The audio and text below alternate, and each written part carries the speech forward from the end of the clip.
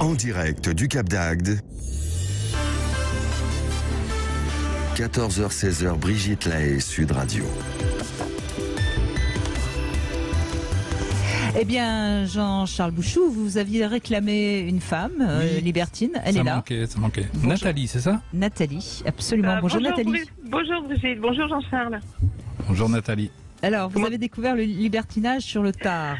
Oui, sur le tard, ça oui. ça va encore, 45 ans. Oui, C'est pas très c'est tard. vrai. Ça va. Oui. Alors, racontez-nous, comment vous l'avez découvert d'abord? Alors, j'ai découvert, c'est mon partenaire, mon compagnon de l'époque qui m'a fait découvrir le libertinage, un petit peu par hasard en fait.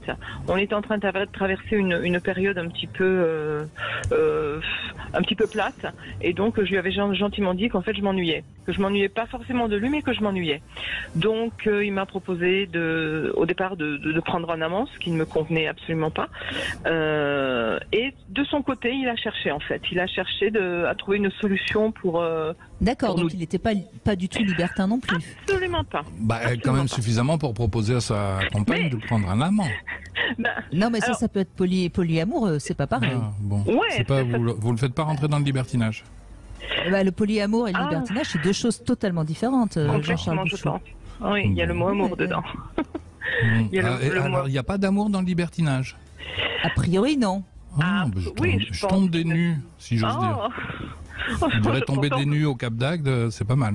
Pourtant, vous avez quand même Tomber une tout analyse. nu, on dit. Oui, c'est ça. Oui, c'est ce que et je pourtant voulais dire. vous avez quand même une analyse assez affûtée du libertinage, Jean-Charles. Donc je me demande si vous n'êtes pas un libertin caché ou qui Oh, s'ignore. moi jamais. Oh, non. Ouais. Ou alors je m'ignore complètement.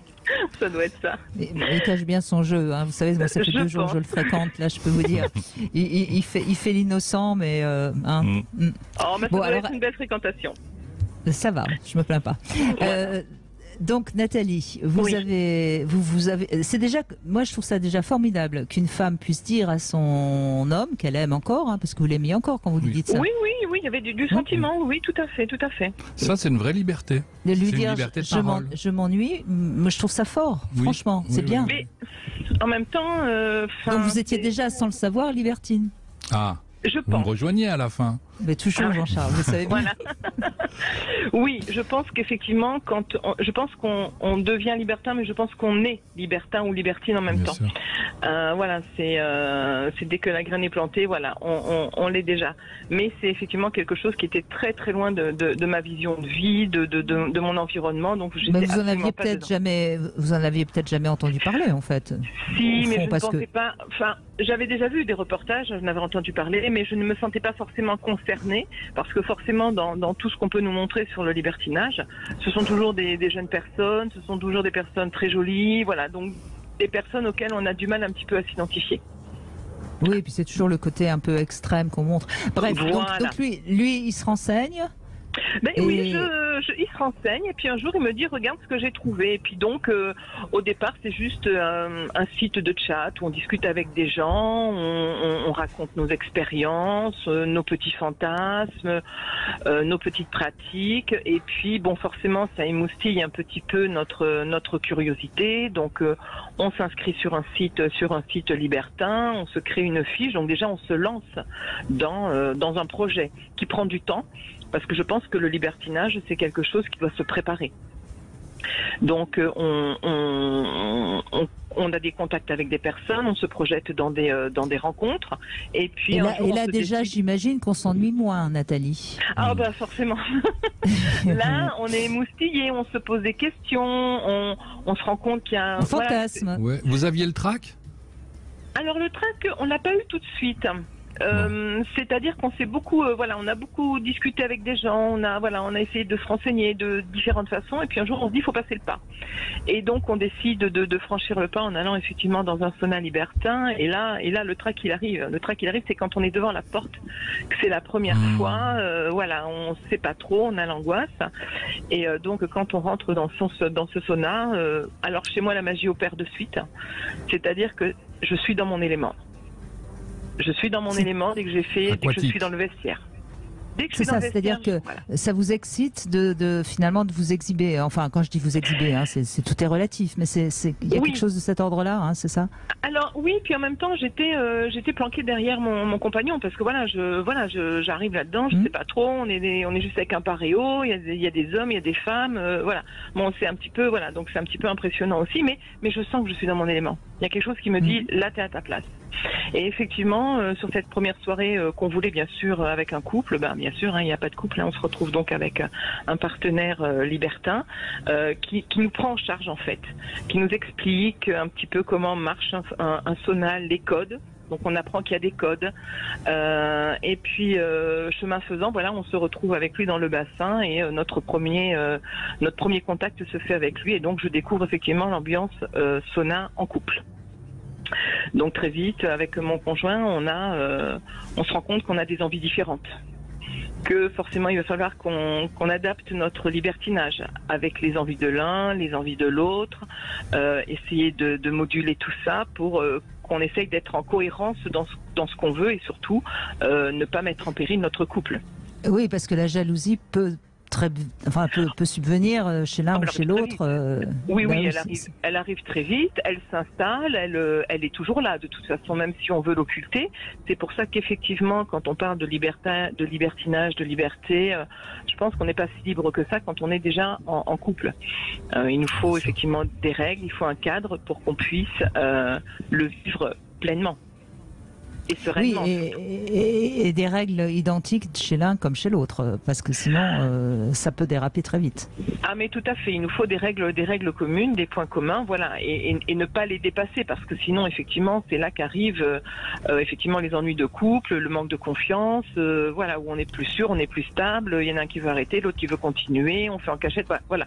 Donc ça, je l'ai rencontré effectivement dans toutes les endroits où j'ai pu aller et où j'ai pu aussi échanger avec des personnes qui étaient en couple ou qui étaient seules. Bien sûr. Mais vous avez ressenti comme ça ce piquement de jalousie à un moment donné Oui, je le rencontre encore. Par exemple, aujourd'hui. Je le rencontre encore aujourd'hui. Vous êtes toujours avec cet homme? Non, je ne suis plus avec cet homme. Donc on a vécu notre vie de couple et notre vie de couple libertin. Ensuite, j'ai rencontré en tant que femme seule. Ensuite, je suis devenue la maîtresse d'un libertin. Donc voilà, j'ai eu l'impression d'avoir plusieurs statuts en fait dans le libertinage. Et la jalousie, effectivement, bon, quand on est femme seule, elle ne s'installe pas, bien au contraire. Mais effectivement, quand on est avec quelqu'un, il y a de la jalousie qui peut s'installer si je pense qu'effectivement les règles ne sont pas respectées. Alors on va revenir sur cette question de jalousie parce que justement j'en parlais ce matin avec un couple de libertins qui était avec moi dans le sauna et justement c'est intéressant parce que je trouve que l'analyse qu'on en avait faite est pas mal et vous allez me dire si c'est votre cas aussi. Et bien alors sûr. Restez d'autant plus à l'antenne puisque j'aurai le plaisir ensuite de vous offrir une montre Icewatch, Nathalie. Ah, génial, à tout de suite. À tout de suite. À tout de suite. 14h-16h, Brigitte Lahaie, Sud Radio. Et plus particulièrement en direct de l'hôtel Ozine en compagnie de Jean-Charles Bouchou. Et c'est vrai que nous sommes merveilleusement bien accueillis dans cet hôtel très particulier, un hôtel 5 étoiles certes, mais quand on rentre, on a l'impression de rentrer dans une maison d'amis. Ouais, bien accueilli, bien entouré aussi. Et bien entouré, absolument. Ouais. Alors, on est là très entouré puisque nous avons également Marie-Pierre, Eric, Boris, qui sont des artistes à qui on donnera la parole dans quelques instants. Mais je voulais revenir avec vous, Nathalie, sur cette question de jalousie. Racontez-moi un moment où vous avez été justement piqué par la jalousie en libertinant. C'est intéressant. Et puis après, je vous dirai ce dont on parlait ce matin. Alors après la jalousie, moi j'ai pu la rencontrer sur des petits moments. C'est pas une jalousie qui aurait pu durer qui aurait pu mettre en péril quelque chose, voilà, dans le temps. Mais c'est vrai que voilà, j'aurais très bien pu être jalouse d'une situation, pas forcément d'une personne, mais d'une situation en fait. Oui, quand vous voyez celui que vous aimez, qui peut-être fait quelque chose un peu trop bien ou trop longtemps, ou enfin, qu'est-ce que vous diriez? parce qu'en fait, si vous voulez, dans le libertinage que j'ai pu avoir avec mon compagnon ou avec un partenaire libertin avec qui j'ai fait des sorties, mais en tant que libertin, c'est un libertin qui sortait avec une libertine. Bon là, la jalousie n'existe pas, puisqu'on était vraiment dans nos règles de jeu et on savait qu'il n'y avait pas de lien qui nous unissait.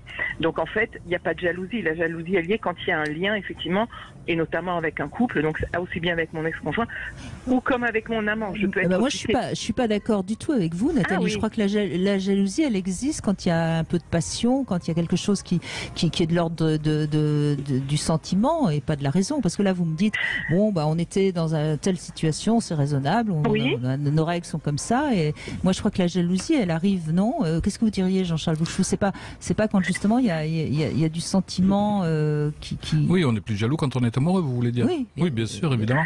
Mais on peut être jaloux. Ça dépend. Il existe plusieurs formes de jalousie différentes. Hein. Je pense Beaucoup que de jalousie qui sont des projections aussi. C'est-à-dire, j'aurais bien aimé faire ce que fait l'autre, j'ose pas le faire et je suis jaloux que lui se le permette.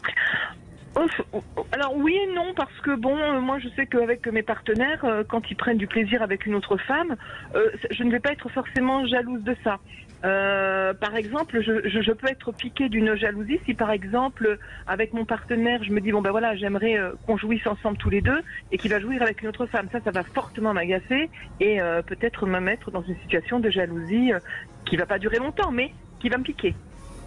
Vous voyez, c'est plus une situation, parce qu'effectivement, quand on est avec quelqu'un avec qui on a du sentiment... C'est exactement ce qu'on disait ce matin. L'homme serait plus jaloux si tout d'un coup il voit sa partenaire qui va plus vraiment jouir fort avec un autre homme, et la femme sera plus jalouse à cause d'une situation, de quelque chose qui est plus de l'ordre d'une attitude, si je puis dire, que du sexe proprement dit. Oui. C'est-à-dire que vous pensez que l'homme serait aurait peur qu'on remette en cause sa virilité.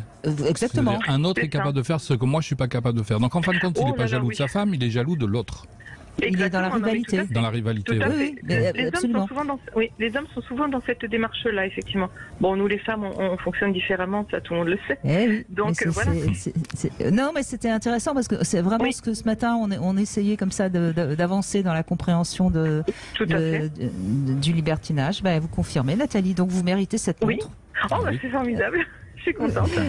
Une Ice Watch que vous venez de gagner, Ice Solar Power, c'est la montre qui se recharge grâce à la lumière naturelle et artificielle. Nous n'arrêtons pas le progrès. Et donc vous pourrez être à l'heure à vos rendez-vous amoureux.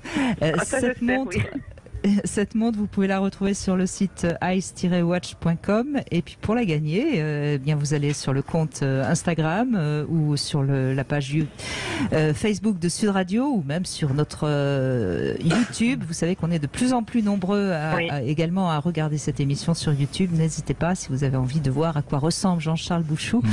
Il est tout bronzé, il est tout beau. Voilà, et nos invités sont là également avec nous puisqu'on est filmé aussi aujourd'hui, bien sûr, en direct de cet hôtel Ozine.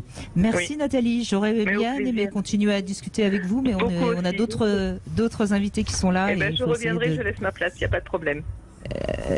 Vous n'êtes pas jalouse, hein? On voit votre esprit libertin. Oui, voilà.